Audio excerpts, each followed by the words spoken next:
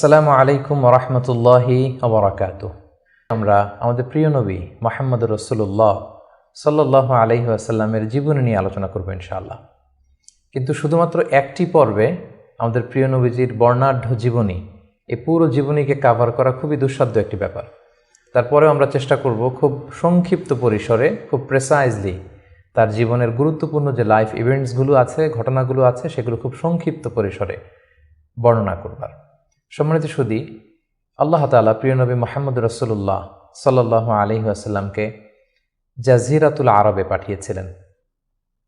যে শহরে তিনি প্রিয় হাবিবকে পাঠিয়েছিলেন সেই শহরটি হচ্ছে মক্কাতুল মুকাররমা, এবং কুরাইশ বংশে রাসূল সাল্লাল্লাহু আলাইহি ওয়াসাল্লাম এসেছিলেন। বনু হাশিমি খানদানে তিনি এসেছিলেন, এবং আরবি ভাষাভাষী জনগোষ্ঠীর মাঝে আল্লাহ তাআলা প্রিয় নবী সাল্লাল্লাহু আলাইহি ওয়াসাল্লামকে প্রেরণ করেছেন। তিনি তার 40 বছর বয়সে নবুয়ত লাভ করেছেন, এবং সর্বশ্রেষ্ঠ আসমানি কিতাব আল কুরআন আল কারীম কিন্তু প্রিয় নবীজি মুহাম্মদ রাসূলুল্লাহ সাল্লাল্লাহু আলাইহি ওয়াসাল্লামের উপর নাজিল হয়েছে, এবং দীর্ঘ 23 বছর ধরে মানবজাতির বিভিন্ন সমস্যার সমাধান দেওয়ার জন্য কোরআন আল্লাহ তাআলা নাজিল করেছিলেন। রাসূল সাল্লাল্লাহু আলাইহি ওয়াসাল্লাম পৃথিবীতে 63 বছর হায়াত পেয়েছেন, এবং 63 বছর শেষে তিনি মদিনাতুল মুনাওয়ারাতে ইন্তেকাল করেন, এবং সেখানেই তার নিজ হাতে প্রতিষ্ঠিত মসজিদে নববীর পাশে আজও তিনি শুয়ে আছেন। আমরা এই প্রফিট সিরিজে সৈয়দনা আদম আলাইহিস সালাম থেকে শুরু করে রাসূল সাল্লাল্লাহু আলাইহি ওয়াসাল্লাম পর্যন্ত কোরআনে বর্ণিত 25 জন নবীকে নিয়ে, তাদের জীবনী নিয়ে আমরা এখানে আলোচনা করছি। আর তারই ধারাবাহিকতায় রাসূল সাল্লাল্লাহু আলাইহি ওয়াসাল্লাম হচ্ছেন দ্য লাস্ট মেসেঞ্জার, সর্বশেষ নবী এবং সর্বশেষ রাসূল। আল্লাহ তাআলা সূরাতুল আহজাবে ইরশাদ করছেন, মা কানা মুহাম্মাদুন আবা আহাদিম মির রিজালিকুম ওয়ালাকিন রাসূলুল্লাহি ওয়া খাতামুন নবিয়্যিন। তিনি হচ্ছেন খাতামুন নবিয়্যিন, সর্বশেষ নবী। নবী আসার সাইয়েদনা আদম আলাইহিস সালাম থেকে শুরু করে নবীদের আগমনের যে ধারাবাহিকতা, সেটার সিল মেরে রাসূল সাল্লাল্লাহু আলাইহি ওয়াসাল্লামের মাধ্যমে সিলড আপ করা হয়েছে। এই ধারাবাহিকতাকে কাট আপ করে দেওয়া হয়েছে, তারপরে কোনো নবী আসবে না। এবং রাসূল সাল্লাল্লাহু আলাইহি ওয়াসাল্লাম নিজেও ইরশাদ করেছেন যে লা নাবিয়্যা বা'দি, আমার পরে কেউই আর নবী হিসেবে আসবে না, আমি হচ্ছে শেষ নবী, শেষ রাসূল। এবং রাসূলুল্লাহ সাল্লাল্লাহু আলাইহি ওয়াসাল্লাম তিনি বনি ইসমাঈলের নবী, বনি ইসরাইলের নয়। আমরা জানি যে পৃথিবীতে নবীদের যে ধারাবাহিকতা, নবী আসার যে সিলসিলা, এটা ইব্রাহিম আলাইহিস সালাম থেকে 2 ভাগ হয়েছে। কারণ আমরা সাইয়েদনা ইব্রাহিম আলাইহিস সালামের পর্বে বলেছিলাম যে তিনি হচ্ছেন আবুল আম্বিয়া, সকল নবীদের বাবা। ইব্রাহিম আলাইহিস সালামের 2 জন পুত্র সন্তান ছিল, আমরা জানি, ইসহাক আলাইহিস সালাম, ইসমাঈল আলাইহিস সালাম। এই ইসহাক আলাইহিস সালামের সন্তান হচ্ছে ইয়াকুব আলাইহিস সালাম, এবং এই চ্যানেলেই সব নবীরা এসেছে। ইয়াকুব আলাইহিস সালামের অপর নাম হচ্ছে ইসরাইল, ফলে এই চ্যানেলে যত নবী এসেছে তারা হচ্ছে বনি ইসরাইলের নবী। কিন্তু ইব্রাহিম আলাইহিস সালামের অপর সন্তান ইসমাঈল আলাইহিস সালামের চ্যানেলে কোনো নবী আসেনি। তো সব নবী যেহেতু ইসমাঈল আলাইহিস সালামের চ্যানেলে না এসে ইসহাক আলাইহিস সালামের চ্যানেলে এসেছে, সবাই ভেবেছিল শেষ নবীও হয়তো এই চ্যানেলেই আসবে। কিন্তু আল্লাহ তাআলা তাদের ধারণাকে নস্যাৎ করে দিয়ে সাইয়েদনা মুহাম্মদ রাসূলুল্লাহ সাল্লাল্লাহু আলাইহি সাল্লামকে ইসমাঈল আলাইহিস সালামের চ্যানেলে প্রেরণ করেছেন। তাই তিনি বনি ইসমাঈল, তিনি বনি ইসরাইল নন। এবং রাসূল সাল্লাল্লাহু আলাইহি ওয়াসাল্লাম তিনি হচ্ছেন বিশ্ব নবী, গ্লোবাল প্রফেট, অথবা দ্য প্রফেট অব ইউনিভার্স। গোটা বিশ্বের জন্য তিনি নবী হয়ে পৃথিবীতে এসেছেন। আল্লাহ তাআলা বলছেন, ওয়ামা আরসালনাকা ইল্লা কাফাতান লিন-নাসি বাশীরাও ওয়া নাযীরা। অর্থাৎ হে নবী, আমি আপনাকে গোটা বিশ্ববাসীর জন্য, পুরো মানব মণ্ডলীর জন্য আপনাকে আমি সুসংবাদ দানকারী এবং ভীতি প্রদর্শনকারী হিসেবে প্রেরণ করেছি। এবং সহিহ বুখারীর বর্ণনায় আল্লাহর হাবিব সাল্লাল্লাহু আলাইহি ওয়াসাল্লাম ফরমান যে আমাকে আল্লাহ তাআলা এমন 5টি নেয়ামত দিয়েছেন যেটা অন্য কোনো নবীকে দেননি। এর মধ্যে একটা হচ্ছে, অন্যান্য সকল নবীকে আল্লাহ তাআলা বিশেষ জনপদের জন্য, বিশেষ জাতিগোষ্ঠীর জন্য নবী করে প্রেরণ করেছেন, কিন্তু আমাকে আল্লাহ তাআলা গোটা মানব মণ্ডলীর জন্য প্রেরণ করেছেন। রাসূল সাল্লাল্লাহু আলাইহি ওয়াসাল্লাম বলেন, ওয়া কানা নাবিয়্যু ইউবআসু ইলা কওমিহি খাসসা, নবীদেরকে তাদের নির্দিষ্ট কওমে, জাতির কাছে নবী হিসেবে পাঠানো হয়েছে। ওয়া বুইসতু ইলান নাসি কাফা, আর আমি গোটা মানব মণ্ডলীর জন্য, বিশ্ববাসীর জন্য নবী হয়ে প্রেরিত হয়েছে।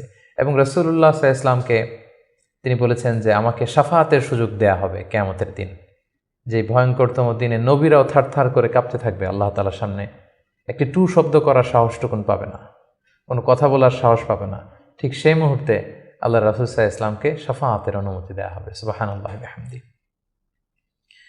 রাসূলুল্লাহ সাল্লাল্লাহু আলাইহি ওয়াসাল্লামের অনেকগুলো নাম রয়েছে।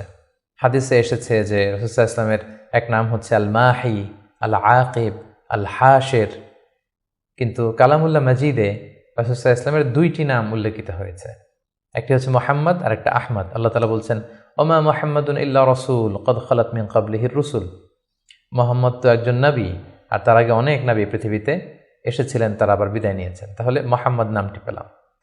মুহাম্মদ নাম ছাড়াও তার আরেকটি নাম কোরআনে উল্লেখিত হয়েছে, সেটা হচ্ছে আহমদ। সাইয়েদনা ঈসা আলাইহিস সালামের ভাষায় ইয়াতি মিন বাদি ইসমুহু আহমদ, তিনি বলেছিলেন যে আমার পরে একজন নবী আসবে, তার নাম হবে আহমদ। তাহলে কোরআনে রাসূল সাল্লাল্লাহু আলাইহি ওয়াসাল্লামের দুইটি নাম পাওয়া যায়, একটা মুহাম্মদ, একটা আহমদ। এবং রাসূল সাল্লাল্লাহু আলাইহি ওয়াসাল্লামকে আল্লাহ তাআলা আমাদের জন্য মডেল বানিয়ে পাঠিয়েছেন। সব ক্ষেত্রে তিনি আমাদের model, the best standard of character. আল্লাহ তাআলা ইরশাদ করছেন ওয়া ইন্নাকা লা আলা খুলুকিন আযীম। নবী হে, আপনি সুমহান চরিত্রের উপর প্রতিষ্ঠিত। আপনার চরিত্র হচ্ছে অনুকরণীয় চরিত্র। গোটা বিশ্ববাসী আপনার চরিত্র থেকে শিখবে, জানবে, আলোকিত হবে। এবং রাসূল সাল্লাল্লাহু আলাইহি ওয়াসাল্লাম হচ্ছে the best example to follow. এই পৃথিবীতে যার ফলোয়ার হওয়া যায়, যাকে অনুসরণ করা যায়, যাকে অনুকরণ করা যায়, তার মধ্যে শ্রেষ্ঠতম হচ্ছে আমাদের পেয়ারা হাবিব মুহাম্মদ রাসূলুল্লাহ সাল্লাল্লাহু আলাইহি ওয়াসাল্লাম। আল্লাহ তাআলা ইরশাদ করছেন লাকাদ কানা লাকুম ফি রাসূলিল্লাহি উসওয়াতুন হাসানা, অর্থাৎ তোমাদের রাসূলের মধ্যেই রয়েছে তোমাদের জন্য সর্বোত্তম আদর্শ। আমরা যেন তাকে আমাদের জীবনের মডেল, আমাদের জীবনের আইকন, আমাদের জীবনের আদর্শ হিসেবে গ্রহণ করি।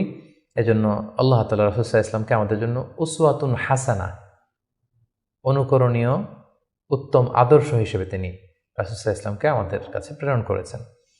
এবং তিনি শুধু মুসলিমদের জন্য নবী হয়ে আসেননি, তিনি শুধু বিশ্বাসীদের কাছেই নবী হয়ে আসেননি, তিনি শুধু আরববাসীদের কাছেই নবী হয়ে আসেননি, তিনি গোটা বিশ্বের জন্য রহমত হয়ে এসেছেন। Mercy for the entire universe. আল্লাহ তাআলা ইরশাদ করছেন ওয়ামা আরসালনাকা ইল্লা রাহমাতাল লিল আলামিন, I have sent you as a mercy for the entire universe. নবী হে, আমি আপনাকে গোটা বিশ্ববাসীর জন্য রহমত করে প্রেরণ করেছি, রহমত স্বরূপ প্রেরণ করেছি। তিনি রাহমাতাল লিল আলামিন, তিনি গোটা বিশ্বের অ্যাসেট। গোটা বিশ্ব তার কাছ থেকে ভদ্রতা, সভ্যতা, ওহির জ্ঞান সবকিছু শিখবে। শুধু আমরাই রাসূল সাল্লাল্লাহু আলাইহি ওয়াসাল্লামের সুন্নাহ বা ট্র্যাডিশন থেকে আলোকিত হবে এমনটা নয়। তিনি সবার জন্য শিক্ষণীয়, অনুকরণীয়, অনুসরণীয়। তিনি গোটা বিশ্ববাসীর জন্য রহমত। যেহেতু তিনি আমাদের জন্য আদর্শ, সেহেতু রাসূল সাল্লাল্লাহু আলাইহি ওয়াসাল্লাম আমাদের জন্য যা নিয়ে এসেছেন সেটাকে যেন আমরা আঁকড়ে ধরি। এটা আল্লাহ তাআলার ভার্ডিক্ট, অর্ডার। আল্লাহ তাআলা ইরশাদ করছেন ওয়ামা আতাকুমুর রাসূলু ফাখুযুহু ওয়ামা নাহাকুম আনহু ফান্তাহু। রাসূল সাল্লাল্লাহু আলাইহি ওয়াসাল্লাম তোমাদের জন্য যা নিয়ে এসেছেন সেটাকে ধরো, সেটাকে গ্রহণ করো, সেটাকে মানো। আর যেটা থেকে রাসূল সাল্লাল্লাহু আলাইহি ওয়াসাল্লাম তোমাদেরকে বারণ করেছেন সেটা থেকে তোমরা দূরে থাকো। এবং আমরা যদি আল্লাহ তাআলার ভালোবাসা পেতে চাই, সেক্ষেত্রে আল্লাহ তাআলা শর্ত জুড়ে দিয়েছেন যে আমার ভালোবাসা যদি পেতে চাও আমার নবীর অনুসরণ করো। আল্লাহ তাআলা বলছেন কুল ইন কুনতুম তুহিব্বুনাল্লাহা ফাত্তাবিউনি ইউহিব্বুকুমুল্লাহ। আল্লাহ বলছেন নবী হে, আপনি জানিয়ে দিন যে তোমরা যদি আমি আল্লাহর ভালোবাসা পেতে চাও, তাহলে হে নবী আপনি বলুন যে ফাত্তাবিউনি, আমি নবীর অনুসরণ করো, তাহলে ইউহিব্বুকুমুল্লাহ, আল্লাহ তাআলা তোমাদেরকে ভালোবাসবেন। তো রাসূল সাল্লাল্লাহু আলাইহি ওয়াসাল্লামের ফলোয়ার হিসেবে, রাসূলুল্লাহ সাল্লাল্লাহু আলাইহি ওয়াসাল্লামের উম্মত হিসেবে আমাদের দায়িত্ব হচ্ছে রাসূল সাল্লাল্লাহু আলাইহি ওয়াসাল্লাম আমাদের জন্য যে শিক্ষা নিয়ে এসেছেন, যে হেদায়েত নিয়ে এসেছেন, যে আলোকবর্তিকা নিয়ে এসেছেন, কোরআন নিয়ে এসেছেন, এটা শিক্ষা যেন আমরা আমাদের ব্যক্তি জীবনে, সমাজ জীবনে, রাষ্ট্রীয় জীবনে যেন আমরা বাস্তবায়ন করি, এটা যেন আমরা আমাদের জীবনে ইমপ্লিমেন্ট করি।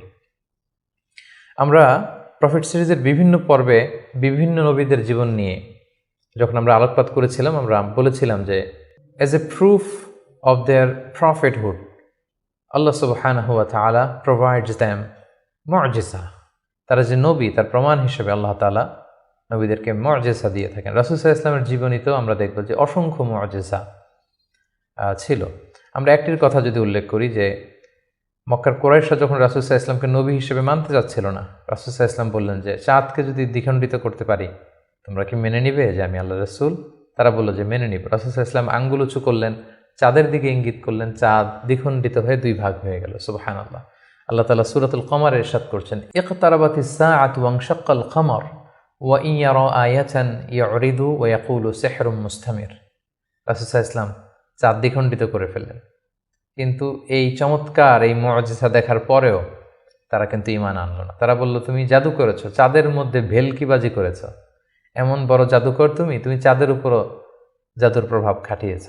তো এভাবে রাসূল ইসলাম যখনই কোরআনের আয়াত বলতেন, কোনো মুআজিজা দেখাতেন, তারা হয়তো রাসূল ইসলামকে জাদুকর বলতো, কখনো বলতো তুমি পাগল, কখনো বলতো তুমি কবি, কখনো বলতো তুমি গণক। নাউযুবিল্লাহি মিন যালিক।